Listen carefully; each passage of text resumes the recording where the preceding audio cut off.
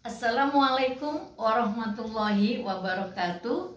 Saya Khadijah Makarim. Topik kita kali ini adalah ciri penelitian pengembangan yang lebih dikenal dengan istilah R&D, ya, Research and Development. Baik teman-teman mahasiswa, topik ini saya tujukan kepada teman-teman yang akan meneliti ataupun menulis judul yang berkaitan dengan melahirkan suatu produk, ya. Nah, produknya seperti apa kan kita lihat. Jadi di dalam penelitian R&D ini kita tidak melihat hubungan ataupun pengaruh, tetapi ingin menguji suatu produk yang sudah ada atau membuat produk baru, ya. Nah, sasaran dari penelitian ini adalah penelitian pengembangan ini adalah mengembangkan produk.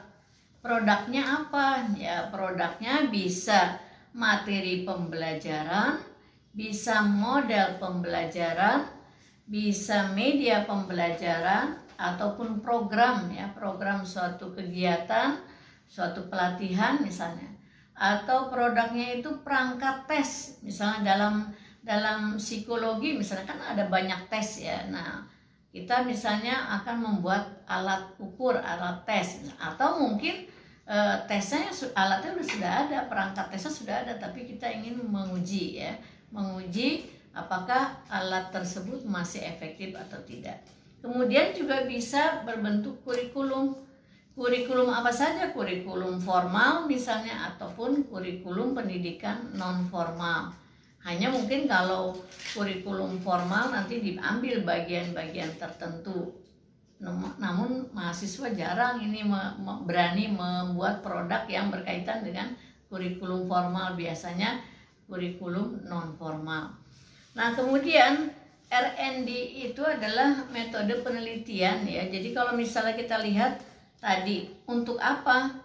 Yang pertama, membuat atau menghasilkan suatu produk, kita melakukan penelitian R&D. Atau mungkin kita ingin menguji keefektivitasan dari suatu produk yang sudah ada. Misalnya produk itu sudah ada beberapa lama, mungkin 10 tahun yang lalu, 20 tahun yang lalu. Lalu pada saat sekarang ini, pada zaman sekarang ini masih efektif tidak digunakan untuk suatu proses pembelajaran atau suatu kegiatan tertentu. Nah, kita uji, ya, itu adalah jadi dua, ya, bisa melahirkan produk baru atau menguji produk yang sudah ada apakah masih efektif atau tidak. Atau mungkin kita lihat kemunduran atau kemajuan dari suatu produk itu, atau mungkin kita lihat ketepatan produk itu untuk suatu kegiatan tertentu, ya. Jadi kita pilih aja mau yang mana misalnya. Kemudian R&D ini adalah suatu pendekatan yang ingin menghasilkan produknya, nanti kita misalnya menghasilkan produknya baru, ya, baru sama sekali. Betul-betul teman-teman mahasiswa melahirkan suatu produk baru. Boleh yang sederhana, boleh yang sophisticated, ya, agak-agak rumit, ya. Kemudian inovatif, boleh kalau kamu mampu ke arah itu. Atau mungkin dalam rangka menyempurnakan, ya. Jadi kita sudah, kalau tujuannya menyempurnakan, berarti sudah tahu bahwa produk itu sudah tidak efektif, tapi saya masih ingin menggunakan produk itu, mau diuji, ingin menyempurnakan. Nah, menyempurnakannya di bagian yang mana? Nah, silahkan, nggak apa-apa seperti itu. Jadi boleh hardware, boleh software, ya. Jadi silahkan, tergantung kepada program studimu masing-masing. Kalau teman-teman di pendidikan mungkin lebih banyak ke softwarenya, gitu, ya. Kalau teman-teman yang bergelut dalam bidang keteknikan, mungkin yang diperbaharui, yang tadi ingin melakukan suatu inovasi adalah di bidang hardwarenya misalnya. Kemudian bagaimana cara mengujinya, ya, proses pengujian produk itu. Silahkan pilih, biasanya menggunakan metode eksperimen, ya. Jadi kita ingin mengetes sebelum dan sesudahnya kita melakukan tes. Jadi pre-test dan post-test. Jadi ini adalah penelitian terapan. Jadi kalau teman-teman yang melakukan penelitian R&D di bidang pendidikan, itu kamu melakukan pre-test dan post-test, ya, sehingga akan ketahuan nilai-nilai yang kita dapatkan sebelum produk itu diuji dan sesudah produk itu diuji gitu ya. Hasilnya seperti apa. Jadi saya ulangi, pada saat pretest berarti kelompok yang kita observasi belum melakukan belum terkena, belum terpapar produk itu ya. Kemudian setelah itu terpapar jadi kayak negatif ya, belum terkena sentuhan materi yang akan kita ujikan tadi dari suatu produk. Misalnya katakanlah modul yang akan kita uji di kelompok yang satu, kita belum menggunakan modul tersebut. Kita tes materinya apa. Lalu setelah itu kita lakukan proses pembelajaran dengan modul yang akan kita uji. Setelah itu kita lakukan post test. Nanti bandingkan nilai pembelajaran yang sebelumnya menggunakan modul itu dan sesudah menggunakan modul. Bagaimana peningkatannya ya? Signifikan atau tidak? Kemudian baik teman-teman sekalian, jadi kata kuncinya dari penelitian R&D adalah meluncurkan produk. Baik produk itu murni 100% baru atau menguji keefektivitasan atau memperbaiki produk. Jadi ada 3 ya. Jadi memperbaiki, ada yang dipertahankan, misalnya ada 5 komponen dari suatu produk itu, kita akan perbaiki 2 yang sudah tidak efektif, tidak cocok dengan zaman sekarang, tapi yang 3 komponennya masih dipertahankan.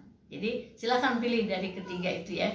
Baik teman-teman sekalian, saya mau kasih contoh lah, nggak banyak ya. Ini contohnya misalnya di dalam penelitian R&D itu biasanya misalnya gini, pengembangan media audiovisual untuk apa misalnya, pengembangan buku ajar ya, pengembangan modul pembelajaran gitu ya. Itu salah satu contoh-contohnya yang bisa dibuat. Misalnya juga kalau misalnya praktikum, boleh panduan praktikum. Misalnya teman-teman yang ingin meneliti di keteknikan, di SMK misalnya, kan itu ada buku-buku praktikum, itu bisa diuji apakah buku itu masih efektif atau tidak sebagai panduan praktikum. Kemudian juga bisa alat peraga. Alat peraga, kalau tadi contoh yang saya ucapkan pertama adalah media audiovisual. Nah kalau yang sekarang yang berikutnya, misalnya kamu melihat alat peraga ini masih cocok nggak digunakan untuk membahas materi tertentu, pokok bahasan tertentu ya. Alat peraga dengan media berbeda ya. Kalau media pembelajaran itu adalah mengantarai satu pesan akan diberikan kepada kelompok sasaran melalui media apa? Visual, audio atau audiovisual. Kalau alat peraga, alatnya itu yang memang menjadi pokok bahasan ya, jadi agak beda ya. Kalau misalnya saya akan menjelaskan tentang televisi lah ya. Kalau televisi itu menjadi media audiovisual, berarti yang ada adalah pesannya, misalnya pesanan tentang peningkatan gizi ya. Itu berarti televisi berfungsi sebagai media.